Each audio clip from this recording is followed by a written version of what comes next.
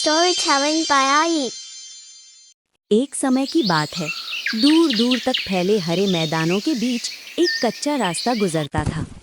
उसी रास्ते से एक घमंडी यात्री अपने घोड़े पर सवार होकर जा रहा था। उसके कपड़े महंगे थे और बात करने का ढंग ऐसा मानो उसे किसी की परवाह ही न हो। वो हमेशा जल्दी में रहता और दूसरों की मदद को समय की बर्बादी समझता था। सब्सक्राइब करें ताकि आप एक भी कहानी मिस न करें। उसी रास्ते के किनारे एक छोटा सा पक्षी घायल अवस्था में पड़ा था। उसकी एक पंख में चोट लगी थी और वो उड़ नहीं पा रहा था। वो दर्द से तड़प रहा था और धीमी धीमी आवाज में चहचहा रहा था, मानो मदद मांग रहा हो।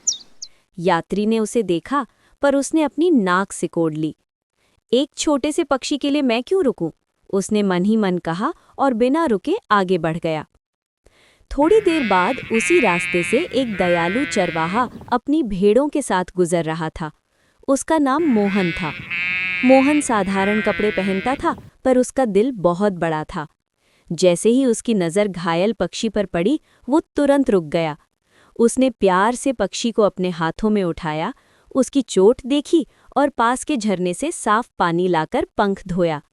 फिर उसने अपने थैले से कपड़े का एक टुकड़ा निकाला और सावधानी से पक्षी की चोट पर बांध दिया। मोहन ने कहा, डरो मत छोटे दोस्त, अब तुम ठीक हो जाओगे। पक्षी ने जैसे उसकी बात समझ ली हो, अपनी छोटी सी आंखों से कृतज्ञता भरी नज़र से उसे देखा।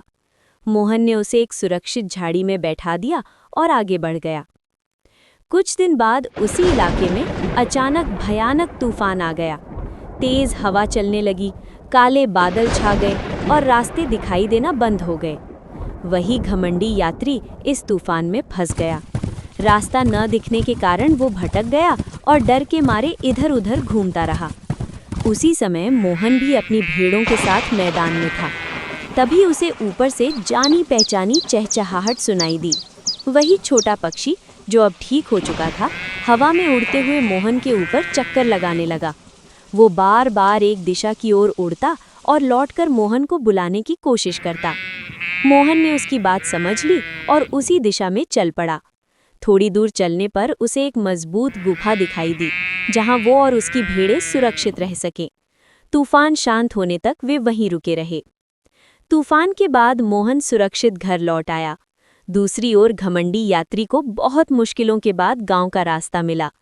उस दिन उसने समझ लिया कि दया और मदद को कभी छोटा नहीं समझना चाहिए।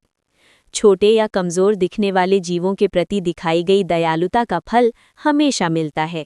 Like and subscribe for more stories by Ai.